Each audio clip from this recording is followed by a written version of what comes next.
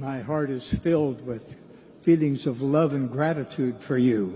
Mi corazón está lleno de sentimientos de amor y gratitud por cada uno de ustedes. I loved your singing, Me encantó el coro and I thought the choir did a wonderful rendition of their music. el coro y cuando ustedes cantaron lo hicieron maravillosamente. I am very grateful for our area presidency, Estoy muy agradecido por nuestra presidencia de área, for our area 70s, por nuestros 70s de área, for our mission presidents and their wives, por nuestros presidentes de misión y sus esposas, and for you, my beloved brothers and sisters. y por ustedes, mis amados hermanos y hermanas. This morning, Elder Stevenson, Elder Falabella, and I had the privilege of meeting with the president of the country of Peru. Esta mañana, el Elder Stevenson, el Elder Falabella y yo tuvimos el privilegio de reunirnos con el presidente de Perú. It was a privilege for us to meet with Presidente Vizcarra. Martín Vizcarra. Fue un privilegio reunirnos con el presidente Martín Vizcarra. He thanked me for the wonderful conduct of you Latter-day Saints. Él me agradeció a mí por la maravillosa conducta de ustedes, de los santos de los últimos días. He thanked me for your being good citizens. Él me agradeció a mí porque ustedes son buenos ciudadanos. And he thanked us for the help that the Latter-day Saints give in a humanitarian effort. Y nos dio las gracias por toda la ayuda humanitaria que presta la Iglesia, Helping the poor, ayudando a los pobres, giving wheelchairs to those who are immobile, donando sillas de ruedas para aquellos discapacitados, fresh water for those who are without, agua potable para los que la necesitan and more. y muchas otras cosas. So we, as general authorities of the church, just thank you Así que nosotros como autoridades generales podemos decir gracias. for being such good examples. Gracias a ustedes por ser muy buenos ejemplos.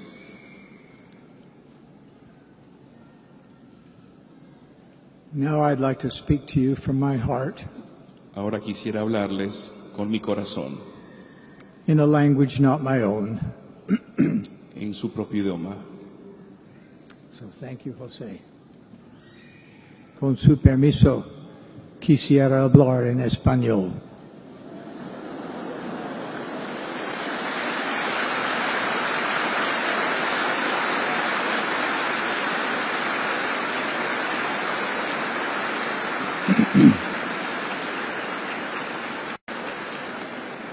Mis queridos hermanos y hermanas, gracias por venir. La hermana Wendy Nelson y yo estamos muy agradecidos por el privilegio de estar con ustedes en esta ocasión histórica. También estamos agradecidos de estar con el Elder Stevenson de los 12 y la hermana Stevenson, con los elders Falabella, Montoya y Held de los 70 y sus esposas. Les respetamos mucho. Quisiera agradecerles por su gran fe, por su devoción, por sus diezmos y ofrendas, por sus hijos e hijas, quienes obran como misioneros, por su servicio en la iglesia y por toda su bondad.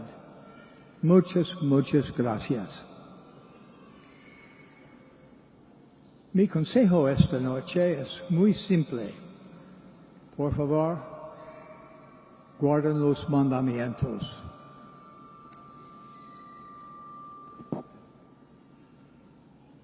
Recuerden orar a Él cada mañana y noche. Oren con sus familias. Oren en privado. Oren a nuestro Padre Celestial en el nombre de Jesucristo, por medio del poder del Espíritu Santo. Al hacerlo, Él les dirigirá para bien en todo lo que hagan. Santifiquen el día de reposo y guárdenlo santo.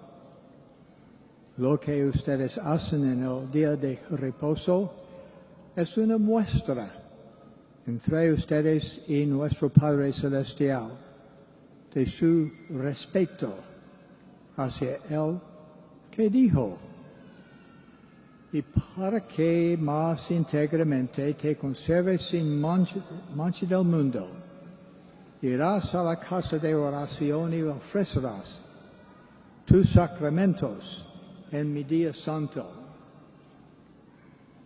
Participen de Santa Cena digna y regularmente.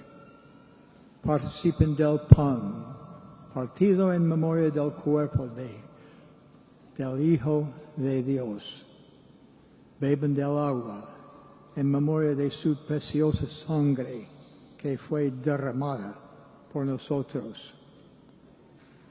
Testifiquen ante el Eterno Padre que están dispuestos a tomar sobre sí el nombre de su Hijo y recordarle siempre y guardar sus mandamientos que Él les ha dado. Si hacen esto, tendrán siempre su espíritu consigo. ¡Qué bendición! Paguen sus diezmos con un corazón dispuesto. Aprendí una gran lección de la hermana Presidente Nelson sobre el pago del diezmo. En una ocasión, al enseñar nuestra vida de casados, la cantidad de dinero que teníamos no alcanzaba para pagar nuestras obligaciones. Cuando nos enteramos de que el hospital necesitaba sangre y que pagaban dinero por ella, fuimos directamente al hospital. Más tarde, cuando sacaban la aguja del brazo de la hermana Nelson, ella me dijo: no te olvides de pagar el diezmo del dinero de mi sangre.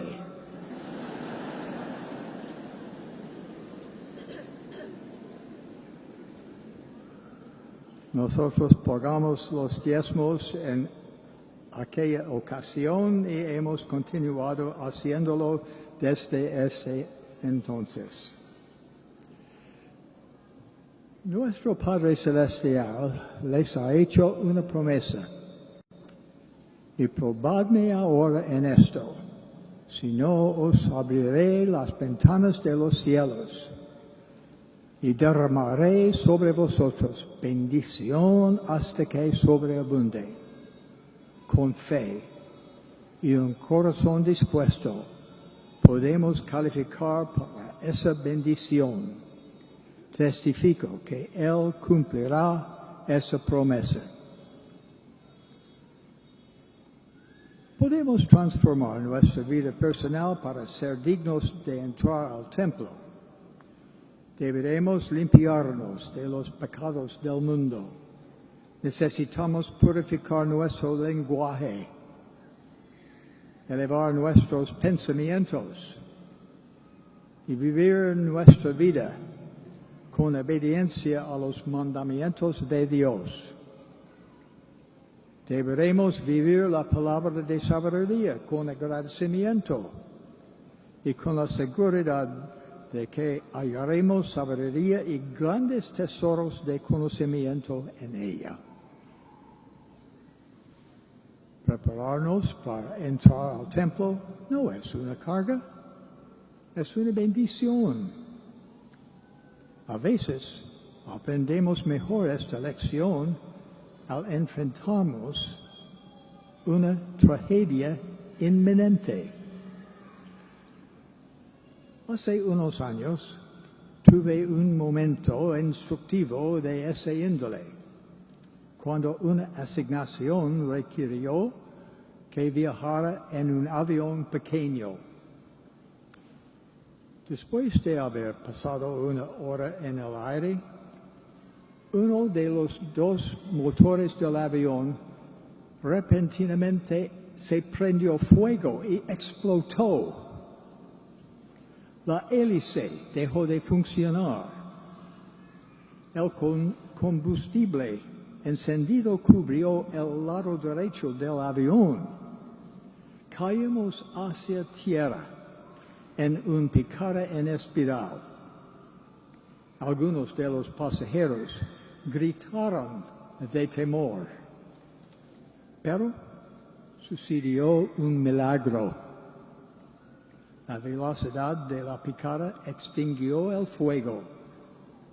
El piloto pudo controlar el avión con tiempo suficiente para efectuar un aterrizaje de emergencia. Nunca voy a olvidar esa experiencia.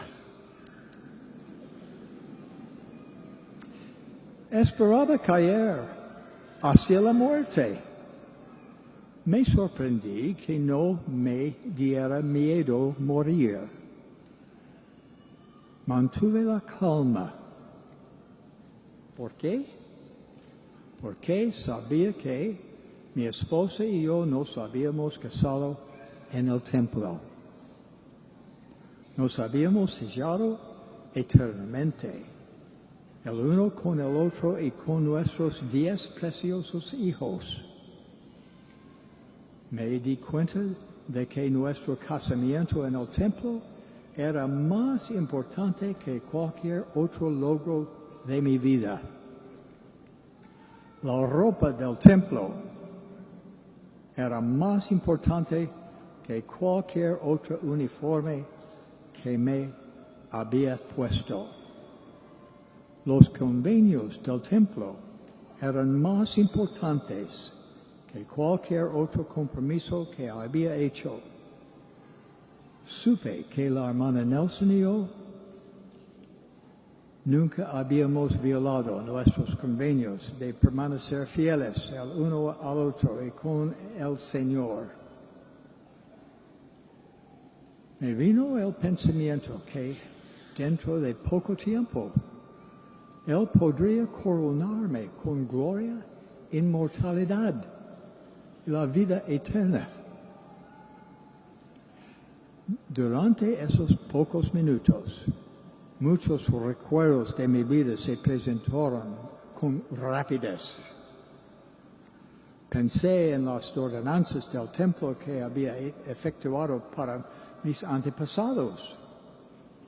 Yo podía recordar sus nombres, servir como representante de ellos. ¿Los conocería yo personalmente ahora? Parte de la tranquilidad que sentí al acercarse la muerte vino de mi conocimiento del Evangelio. Mi entendimiento de las Escrituras se había reafirmado en el templo. Supe mucho sobre nuestra existencia primordial. Supe que vine a la tierra para recibir el cuerpo y para ser probado. Supe algo de la vida después de la muerte. Supe acerca de los 3 reinos de gloria. Supe que todas las bendiciones del sacerdocio, las bendiciones prometidas al linaje de Abraham, Isaac y Jacob, me habían sido prometidas por medio de mi fidelidad. Supe que me había sellado eternamente a mi querida esposa, a nuestros 10 hijos y a mi Padre Celestial. Tuve calma porque estaba preparado para encontrarme con mi Padre Celestial. Hoy todavía estoy vivo para estar con ustedes. Mi vida y sus vidas han sido preservadas por una corta temporada. Con ese tiempo, tenemos el privilegio de trabajar, vivir,